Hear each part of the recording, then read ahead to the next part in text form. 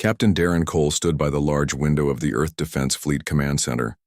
His eyes were fixed on the night sky. The stars looked the same as always, but everything had changed. Massive alien ships had entered Earth's atmosphere 3 hours ago. They were unlike anything humans had ever built, smooth oval shapes that seemed to glow from within. "Any response to our messages?"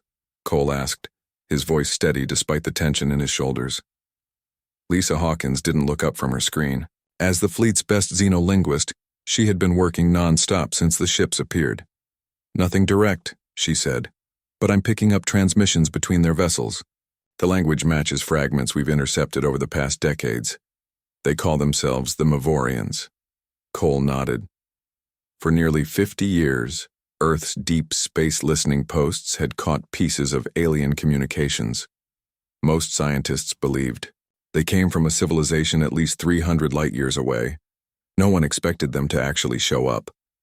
The command center doors slid open. General Frank Porter walked in, followed by representatives from 6 different countries. Their faces were pale. "The ships have stopped moving," Porter said. "They're hovering above major cities: New York, Beijing, London, Moscow, New Delhi, Cairo, and Rio. No signs of hostility yet." "Sir," Hawkins called out suddenly, "I'm receiving a direct transmission. It's meant for us." Everyone fell silent as she worked to decode the message. Minutes passed. Cole watched the alien ships through the window. They hung in the sky like giant metal clouds, silent and still. "I've got it," Hawkins said finally. Her voice shook slightly as she read, "We come in peace and mercy. Prepare for ascension." Within hours, governments around the world called emergency meetings. The United Nations Security Council gathered in New York, despite the massive ship floating above the city. Military forces worldwide went on high alert, but no one fired. The aliens' technology was clearly far beyond Earth's capabilities. Fighting would be pointless. 3 days passed. The ships remained in position but took no action. People around the world stayed indoors, glued to news broadcasts. Religious leaders called it the end times. Scientists begged for calm and reason. On the 4th day, the Mavorian sent another message. "We request peaceful meetings and representatives." The Security Council chose a delegation of 12 humans, scientists, diplomats, and military officers from different nations. Cole and Hawkins were selected to represent the Earth Defense Fleet. A small alien vessel descended to a field outside Geneva, Switzerland. The human delegation waited as a door appeared in the smooth metal hull. Cole whispered to Hawkins, "Any last-minute language tips? Be direct. Their language doesn't seem to use metaphors or jokes, and don't make sudden movements. Their messages suggest they value calmness and order." The first alien emerged from the ship. Cole's breath caught in his throat. The being was tall and slender, nearly 7 feet in height. Its skin shimmered with colors that shifted like oil on water, currently a peaceful blue-green. It had 2 arms and 2 legs similar to humans but longer and more graceful. Its face had large dark eyes that took up most of its oval head. 4 more aliens followed the first. They moved with fluid grace, as if gravity barely affected them. The lead human diplomat, Dr. Eleanor Wright, stepped forward. "On behalf of Earth, we welcome you to our planet." One of the aliens moved to the front. Its skin shifted to a soft golden color as it spoke in perfect English. "I am the one you may call the Mercy Giver. We have observed your world for many of your centuries. We come now to offer you ascension through our mercy." Dr. Wright nodded politely. "We appreciate your peaceful approach. May I ask what you mean by mercy and ascension?" The alien's colors rippled slightly. "We have watched your suffering, your wars, your diseases, your short lives filled with pain and struggle. We offer mercy to end this suffering. We offer technology and guidance to ascend beyond your current primitive state." Cole noticed something odd. When Dr. Wright extended her hand in greeting, the alien flinched slightly before recovering. Its skin briefly flashed a dark purple before returning to gold. The meeting continued for 2 hours. The aliens explained they had traveled for 80 Earth years to reach our solar system. They described their world as one without disease or conflict. They promised to share their medical technology and scientific knowledge. All we ask, the Mercy Giver said, is that you accept our help. Accept our mercy. As the delegation returned to report to the Security Council, Cole walked beside Hawkins. "What did you think?" he asked quietly. Hawkins frowned. Their language was perfect. Too perfect. And did you notice how they reacted to sudden movements? When Ambassador Chen dropped his pen, all 5 aliens tensed up. "I saw that," Cole agreed. "And something about their tone when they talked about mercy didn't feel right. Like there's a meaning we're missing." "That's exactly it," Hawkins said. "In translation work, we talk about false cognates, words that sound the same in different languages but mean different things. I think mercy might be a false cognate. I'm not sure their definition matches ours." Back at the command center, the world's leaders debated what to do. Most favored cautious cooperation with the aliens. Their technology could solve Earth's biggest problems: climate change, energy shortages, incurable diseases. A week after first contact, the United Nations voted to formally welcome the Mavorans and accept their offer of assistance. The aliens responded with apparent pleasure, their skin glowing bright gold when they received the news. "We will begin our mercy missions immediately," the Mercy Giver announced on worldwide television. "Prepare for a new era of peace." That night, Cole couldn't sleep. He stood by his apartment window looking at the alien ship floating above the city. What does mercy really mean to them? He whispered to himself. He didn't notice how the ship's glow intensified slightly, as if responding to his question. He didn't know that across the galaxy, the Mavorian homeworld waited for reports about the success of their mercy mission to the primitive planet called Earth. He didn't realize that in the Mavorian language, the word for mercy and the word for euthanasia were the same.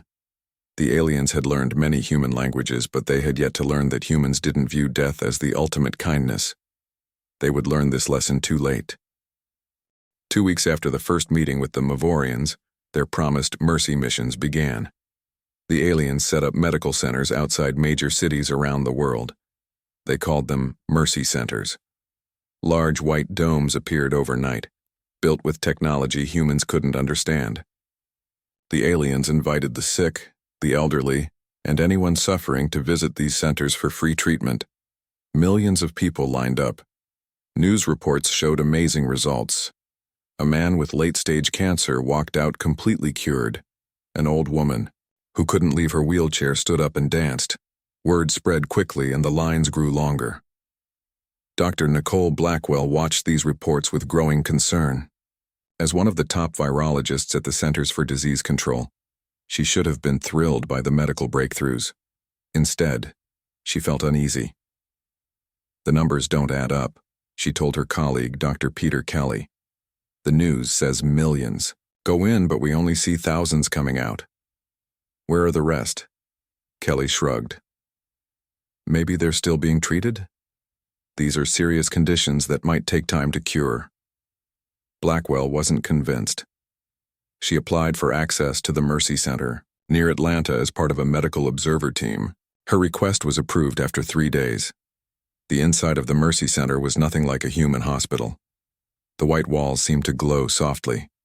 The air smelled clean, like fresh mountain air.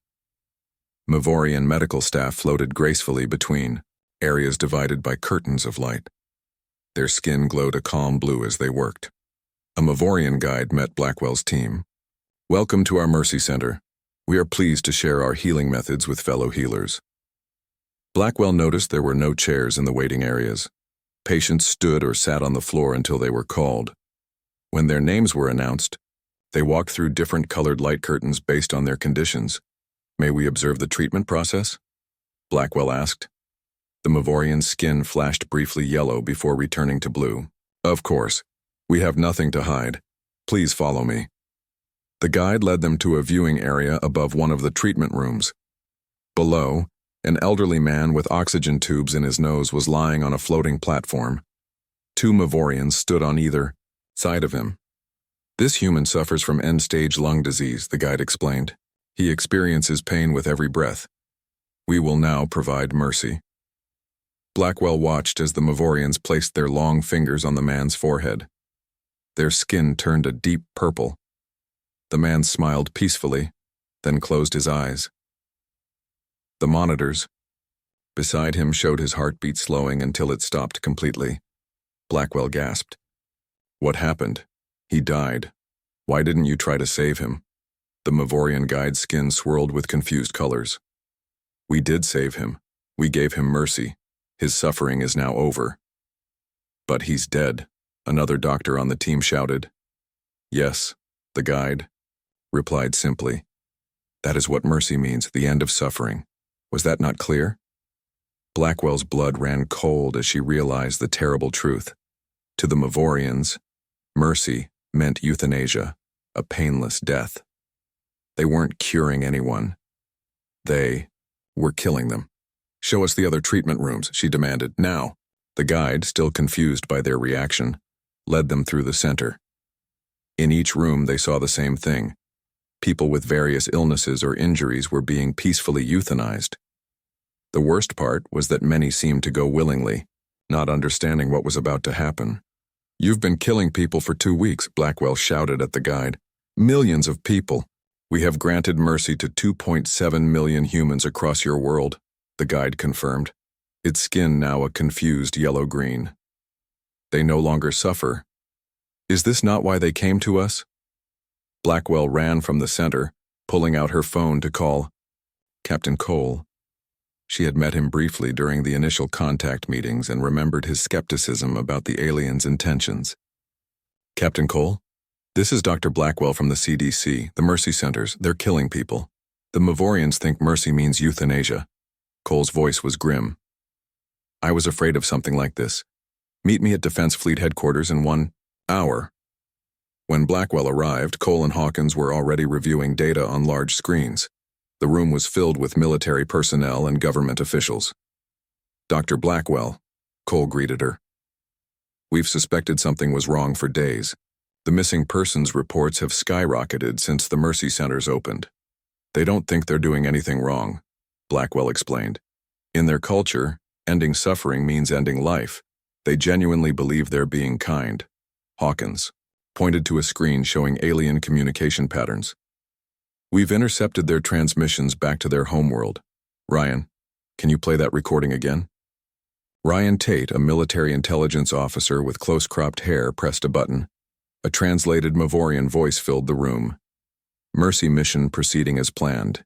Humans seem confused by our offerings. Many accept mercy, but others become agitated when they witness the process. They irrationally cling to suffering rather than accepting its end. We may need to adjust our approach to help them understand. Recommend moving to Phase 2 of the Mercy Plan. What's Phase 2? Blackwell asked, dreading the answer. Cole pointed to another screen showing a map of Earth with several red dots. Based on their ship movements, we think they're targeting areas of human conflict next. They're going to show mercy to people in war zones and areas with civil unrest. We need to warn people to stay away from the Mercy Centers, Blackwell said. We're trying, Cole replied. But the Mavorians control most global communication networks now. They're blocking our warnings, calling them misinformation. Hawkins looked up from her screen. We need to understand their psychology better. If mercy to them means death, what else might we be misunderstanding? Ryan Tate joined them. Our spies report that the Mavorians are confused by human resistance. They genuinely can't understand why we would choose to live with pain and suffering. A loud alarm suddenly blared through the room. One of the technicians called out, Sir, the Mavorian ships are moving. They're positioning over Detroit.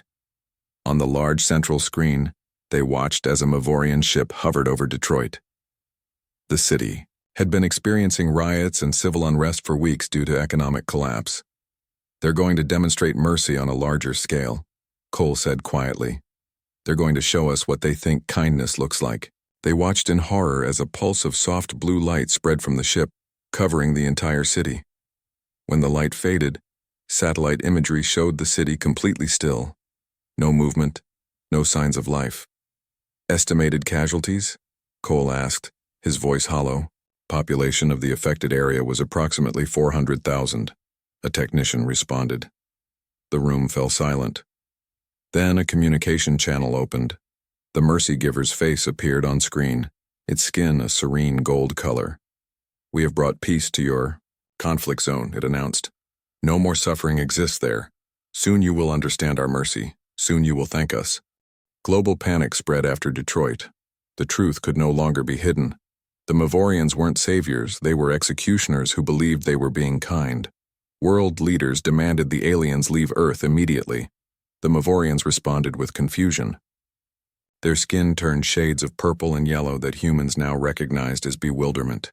"We offer only mercy," the Mercy Giver announced on all communication channels. "We end suffering. Why do you resist this gift?" Military forces worldwide launched attacks against the alien ships. Fighter jets fired missiles. Battleships launched rockets. Ground forces shot everything they had. Nothing worked. The weapons either bounced off invisible shields or simply disappeared before hitting the ships. The Mavorans didn't fight back at first. They seemed puzzled by the attacks. But after 3 days of constant assault, they responded. Not with weapons, but with more mercy. They targeted military bases with the same blue light they had used on Detroit. Hundreds of thousands of soldiers simply stopped living. Their deaths were painless, small comfort to their grieving families. Captain Cole gathered with the remains of Earth's military leadership in a secure underground bunker in Wyoming. The location was chosen because unique mineral deposits in the mountains seemed to block Mavorian sensors. "We can't beat them with firepower," General Shepard said to the room of tired officers. "Their technology is too advanced." "Then we need to find another way," Cole replied. "Dr. Blackwell, what have you learned from studying their biology?" Blackwell stepped forward. In the week since Detroit, she had been examining tissue samples from a Mavorian scout they had managed to capture when its small ship crashed. "Their physiology is fascinating," she said. "Their nerve cells are incredibly dense compared to ours. This means they feel pain at levels we can't imagine. What would be mild discomfort to us would be agony to them. That explains why they think death is better than suffering," Lisa Hawkins added. "Their whole society must have evolved around avoiding pain at all costs." "Exactly," Blackwell nodded. "They appear to have no concept of enduring pain or growing through suffering. In their world, the kindest thing is to end pain immediately and permanently." Ryan Tate, who had been studying Mavorian communication patterns, joined the conversation. "Their language doesn't even have words for concepts like perseverance or endurance. The closest translation to their word for mercy is the kindness of ending pain forever." Cole paced the room, thinking. So they truly believe they're being benevolent. They can't understand why we would choose to live with pain or difficulty. "That's right," Hawkins said. "And we've discovered something else about their communication. Those color changes in their skin aren't just emotional expressions. They're part of their language. They communicate complex concepts through color patterns that supplement their spoken words." "Can we use that somehow?" General Shepard asked. "Find a way to make them understand us?" Cole stopped pacing. "Maybe we can. What if we could show them what human resilience means? Not tell them, but show them in a way they can understand." For the next 3 days, they worked on a plan. Using technology from the captured scout ship, Cole and his team created a special broadcast device. It would translate human experiences into the color language of the Mavorians. Meanwhile, the aliens continued their mercy campaign. They targeted areas with natural disasters, refugee camps, and hospitals. Millions died painlessly, never knowing what hit them. The Mavorians were genuinely confused by humanity's resistance. From their perspective, they were being incredibly kind. Earth's remaining military forces moved constantly to avoid detection. They used old communication methods, radio waves and physical messengers, since the Mavorians controlled modern networks. They gathered stories and images of human resilience, cancer survivors, war refugees who built new lives, athletes who overcame injuries, Communities rebuilding after disasters. Their ship movements suggest they're preparing for something big, Ryan reported during a strategy meeting. They're positioning vessels in a pattern that would cover most major population centers simultaneously. They're planning a planet-wide Mercy event, Cole said grimly.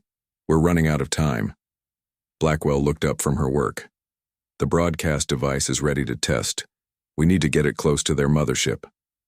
How? General Shepard asked. We can't get past their defenses. Cole looked at the captured scout ship they had been studying. Maybe we can. That ship's ID codes might still work in their system. If we can repair it enough to fly, we might get close enough to deploy the broadcast. It took another day of nonstop work to get the scout ship operational. Cole, Hawkins, and Blackwell volunteered for the mission. No one mentioned that it was likely a one-way trip. As they prepared to leave, General Shepard pulled Cole aside. If this doesn't work, we've got nothing else. This is our last shot. Cole nodded. I know, but I believe it will work. They're not evil. They just don't understand us. We need to make them understand. The small scout ship lifted off from the hidden base. Its engines hummed strangely as it rose into the night sky. Cole piloted while Hawkins monitored the communication systems, and Blackwell checked the broadcast device. Remember, Blackwell said, their pain receptors are much more sensitive than ours. They evolved to avoid all suffering. The idea of enduring pain willingly is completely foreign to them, and that's why they think death is a kindness, Cole said, understanding more clearly now. They can't imagine choosing to live with pain even temporarily. The scout ship approached the massive Mavorian mothership, hovering above what was once New York City. The alien vessel was enormous, at least 20 miles across. It glowed with soft blue and gold lights. Are they detecting us? Cole asked. Hawkins checked her screens. I don't think so. The scouts' ID codes are working. They think we're one of their ships. They flew closer to the mothership, aiming for what they believed was a docking bay. As they approached, a large opening appeared in the smooth hull. Here we go, Cole said quietly. Let's show them what humans are really made of. The scout ship slipped into the docking bay. They landed among dozens of similar small vessels. For a moment it seemed they had made it undetected. Then alarms began to sound. Lights flashed from blue to red throughout the bay. They know we're here, Hawkins said. Then we don't have much time, Cole replied. Deploy the broadcast now. Blackwell activated the device. At first, nothing seemed to happen. Then the walls of the docking bay began to change color. Patterns of light spread from the scout ship throughout the mothership. The broadcast had begun. The door of their ship opened. 5 Mavorians stood outside, their skin flickering between threat red and confusion yellow. They held devices that were clearly weapons. You will come with us, one said in English. The Mercy Giver wishes to understand why you resist mercy so strongly. The Mavorians led Cole, Hawkins, and Blackwell through glowing corridors. The walls pulsed with colors that seemed to follow them. Cole realized these were the colors from their broadcast device, spreading through the ship's systems. It's working, he whispered to Blackwell. The broadcast is moving through their network. The aliens brought them to a large circular room. In the center stood the Mercy Giver. Its skin was shifting between gold and a deep blue as it watched them approach. You resist our mercy with such determination, the Mercy Giver said.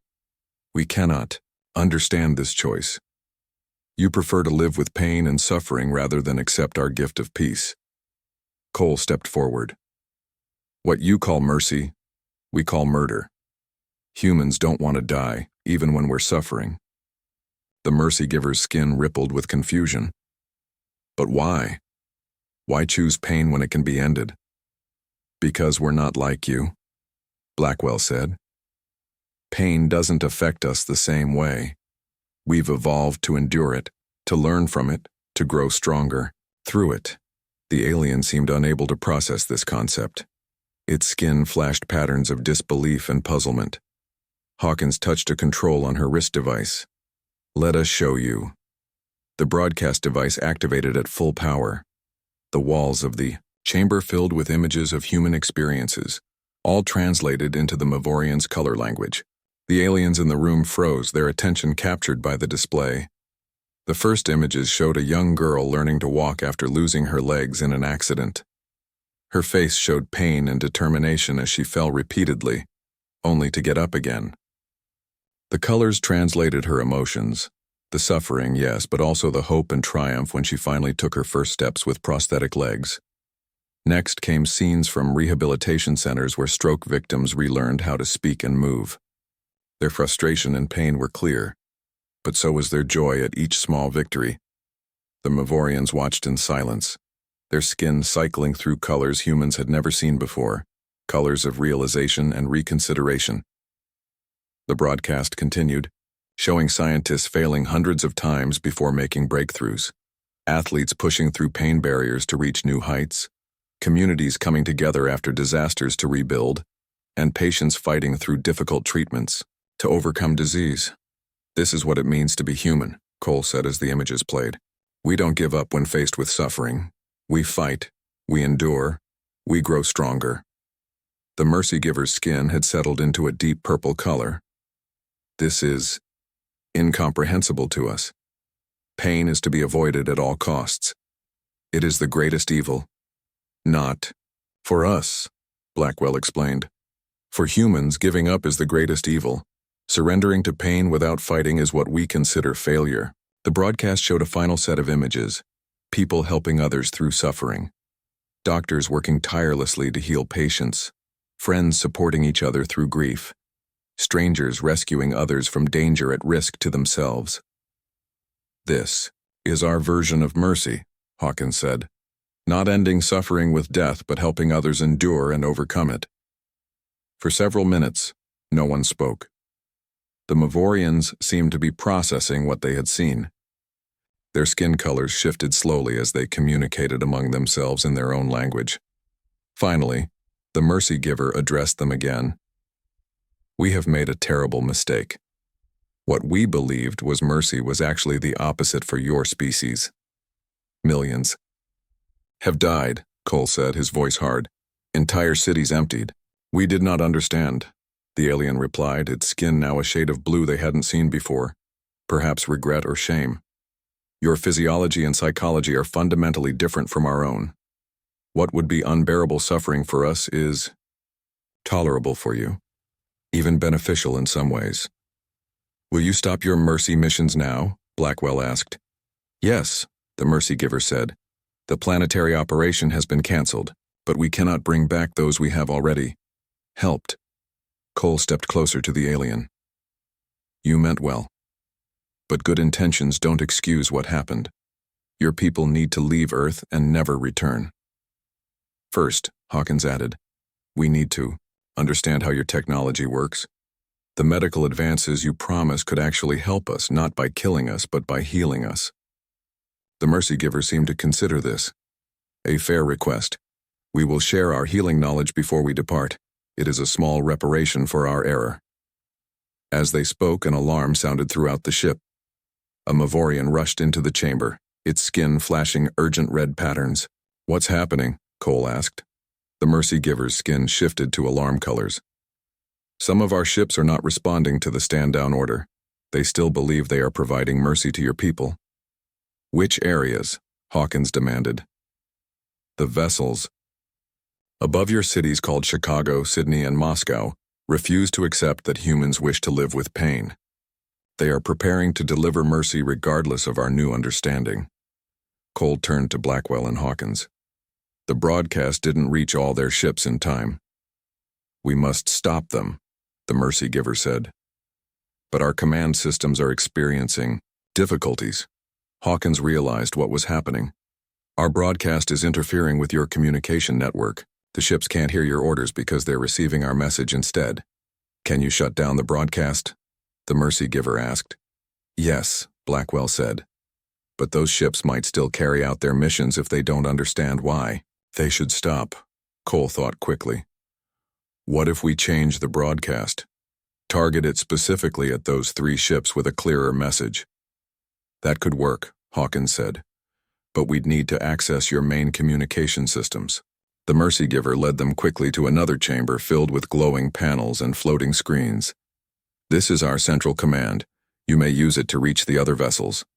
Hawkins and Blackwell worked rapidly, redirecting the broadcast while Cole explained what they needed to show.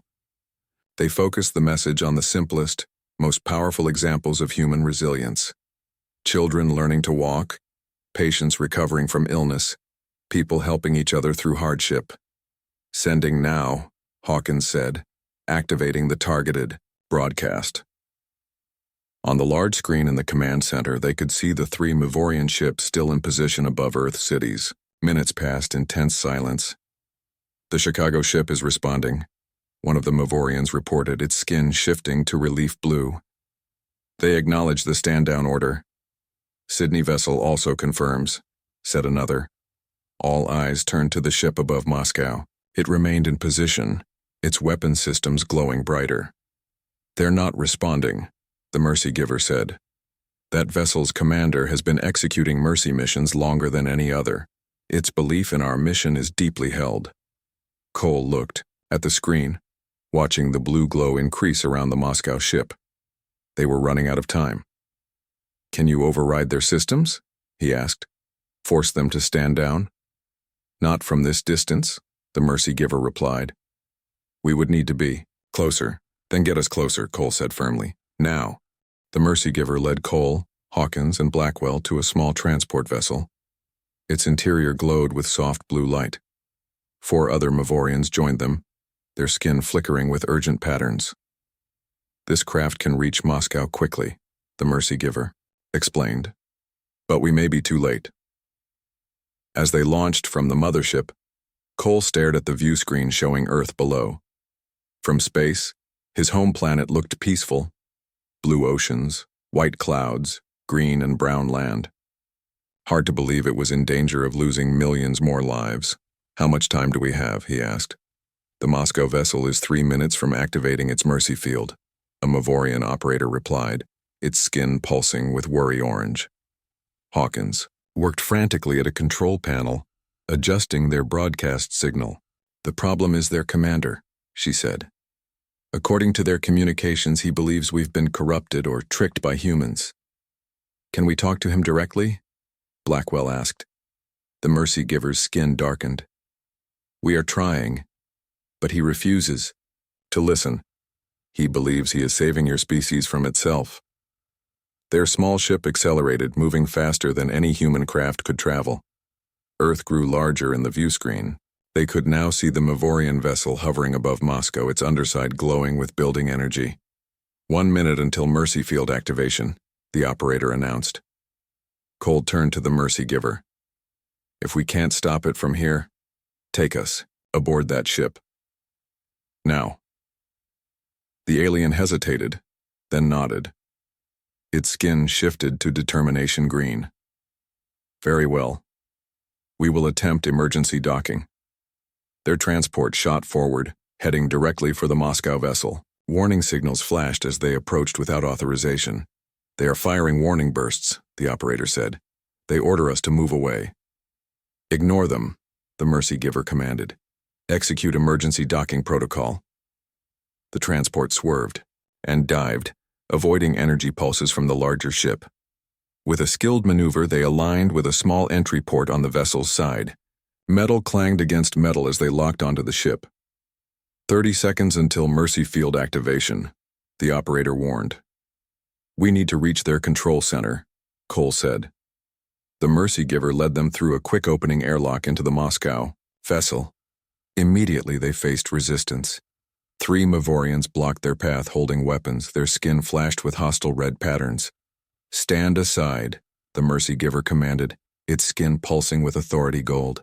"This mission is cancelled by order of the High Council." The guards hesitated but didn't move. "Our commander believes the council has been compromised," one replied. "The mercy mission will proceed." 20 seconds, Hawkins whispered, checking. Her device. Blackwell stepped forward, facing the guards. "Let me show you something," she said calmly. She held up a small projector they had brought from the mothership.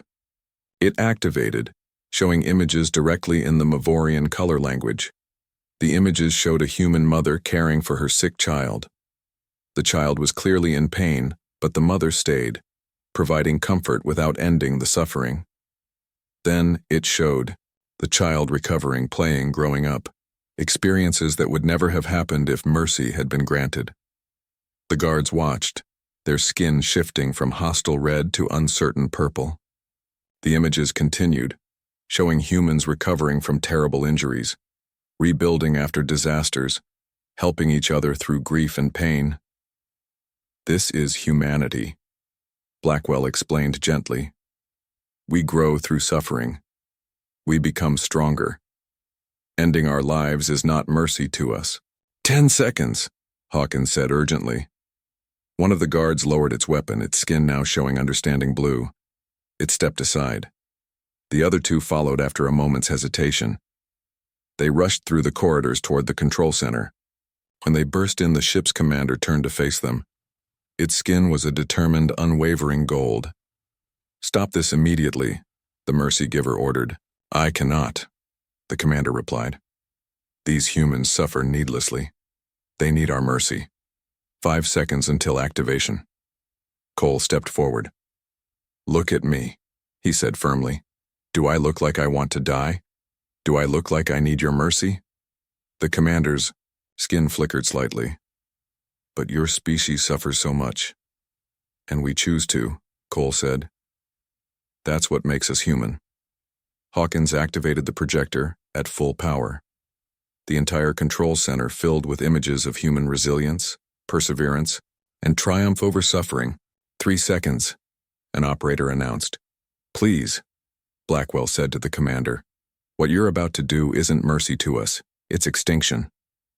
The commander's skin shifted through multiple colors as it watched the images. Confusion, understanding, horror. 1 second, the operator said. "Abort!" the commander suddenly shouted. "Abort mercy field activation!"